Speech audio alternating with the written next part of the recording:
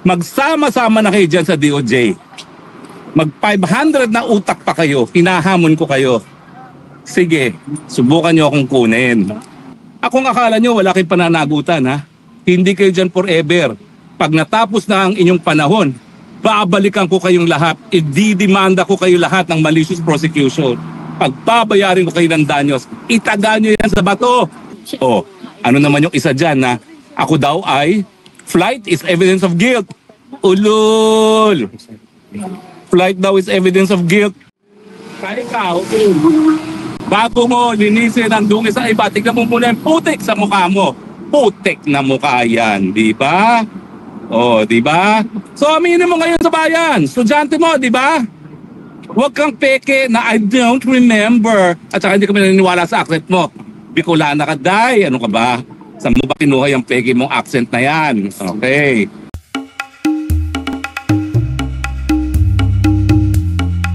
And what advice would you also give Attorney Harry Roque? Umuwi na siya. Alam mo, ang problema kasi, meron kang warrant of arrest. Ngayon, abogado ka. Alam mo naman na the burden of proof on cases filed against you is on the government. If it is true what you're saying, na you're innocent, o di ang lakas ng chance mo. Ang magiging problema mo dyan, kung mananatili ka sa Hague, ang perception ng tao, tama man o mali, natatakot ka kasi guilty ka. Yan ang magiging perception. Saka ang isa pa, mawalang galang na rin kasi pinanood ko siya dun sa mga congressional hearing. Ang naging basis, galing na mismo sa mga nagdidemanda sa kanya mga nag-file, yung mga contradictions niya ron, ang naging basis ng demanda sa kanya. Sinasabi niya, hindi siya abogado ng ganito. Pero lumalabas sa mga pananalita siya, abogado siya. Sabi niya, hindi siya may-ari ng ganito. Pero lumalabas sa mga sinabi niya rin, ang ganitong ginawa niya, lumalabas na siya may-ari. O kaya, pero even at that, you must remember that the burden of proof always lies on those who accuse you. Hindi sa'yo, you don't even have to introduce evidence on your behalf para ipakita mo na you are innocent kasi you're presumed innocent ka. Kaya anong kinakatakot mo? Now, alam nyo po, pag-usapan natin, nahehelo na ako dito sa mga taga-DOJ. Manggigipit lang, gigipitin lang ako, hindi pa sila magkasundo. Sabi nung isang USEC, hahanda na namin ang red notice alert. Sabi naman ng isa na spokesperson, hindi pa kasi pinag-aaralan pa ng mga international law experts. Ang gulo nyo naman. Manggigipit lang kayo Pwede ba magkaroon naman kayo ng isang boses nang hindi nahehelo yung biktima ng inyong paggigipit?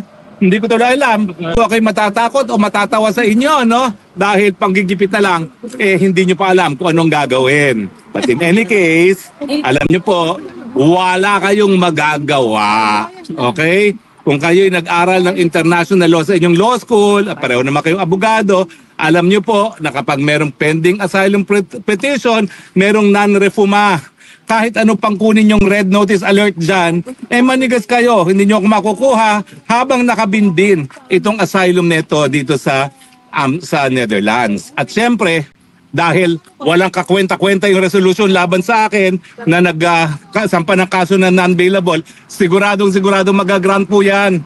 Mantakin ninyo, qualified human trafficking, ako daw ay nag-text at tumawag, nag-follow up ko ano pa yung kulang ng dokumento ng Lucky South 99. Kriminal ba yun? Hello naman, sobra naman kayong OA. Hindi po kriminal yun dahil gawaing abogado yan. Kung yung aking ginawa bilang isang abogado ay kriminal, wala na pong mag-aabuga siya.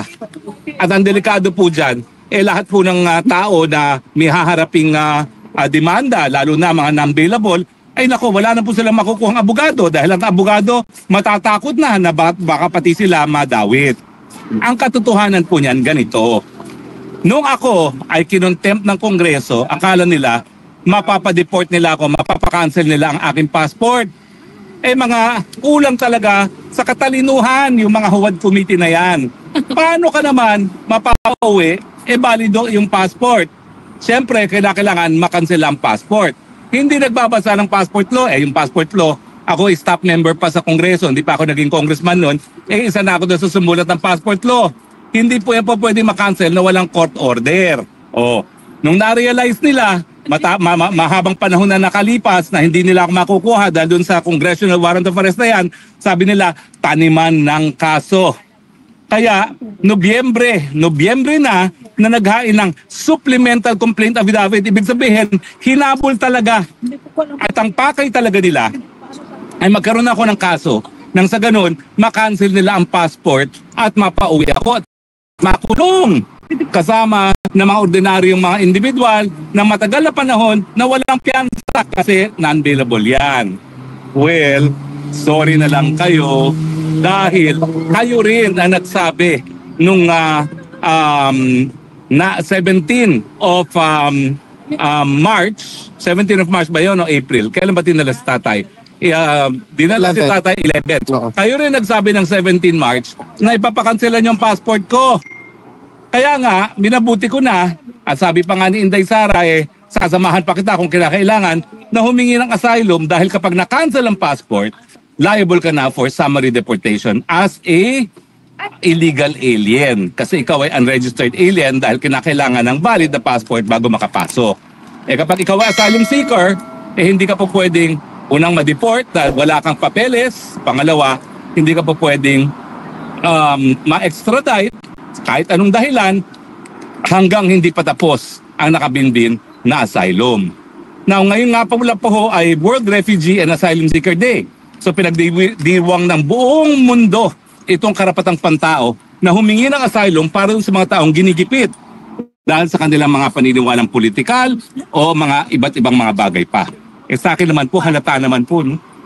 Sus Mariosep, walang basehan na non-bailable case.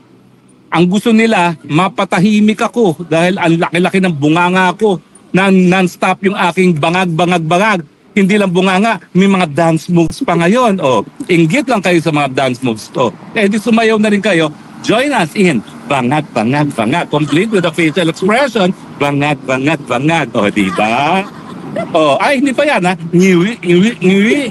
And budol. Butod. Diba?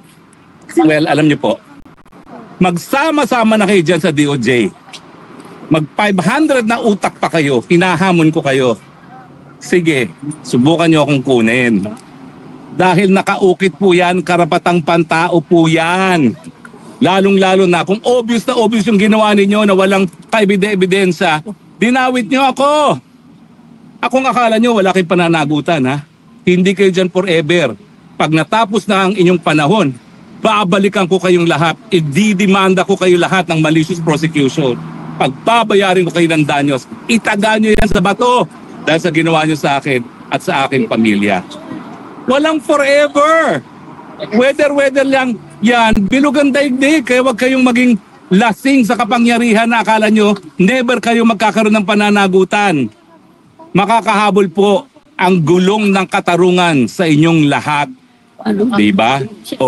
Ano naman yung isa dyan na ako daw ay flight is evidence of guilt. Ulol! Flight daw is evidence of guilt. Aminin mo muna, estudyante mo nagpawalang bisa sa'yo. Sinungaling ka to the nth degree. Nung tinanong, I don't remember.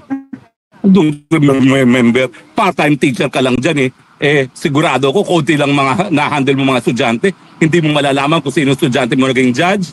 I don't remember. Sinungaling. Wala ka talagang katapatan bilang isang mamamayan. Darating ang panahon, ilalabas ko yan. At gaya ng naging dahilan ng hukuman doon sa isang kaso mo na na-deny ng due process ang people of the Philippines, ganyan din ang dahilan na yan. Dahil dapat yan, dineklara ninyong pareho na meron kayong relasyon na professor-law student relation. At tignan natin kung anong sasabihin ng Korte Suprema. Kaya ikaw, bago mo linisin ang dungis sa iba, tignan mo muna yung putik sa mukha mo. Putik na mukha yan, di ba? Di ba? So aminin mo ngayon sa bayan, estudyante mo, di ba? Huwag kang peke na I don't remember. At saka hindi kami naniniwala sa accent mo. Bicolana ka, day. Ano ka ba? Saan mo ba kinuha yung peke mong accent na yan? Okay. But anyway, lahat tayo, may panahon din yan. Ang sa akin po, walang kahit sino na nagsabi na recruit ko sila. Dahil trafficking yan Walang kahit sino nagsabi na ang recruitment ko dahil sa paggamit ng dahas at para pagsamantalahan sila. Ikaw, hindi bababa sa 15. Tumistigo na tumanggap ka talaga ng pera sa mga drug lords para sa kalakalan ng droga. O wag mo sabihin acquitted ka na dahil buhay na naman yung kaso mong isa. So do not take pride na acquitted ka na. Hindi, nabaliktad nga.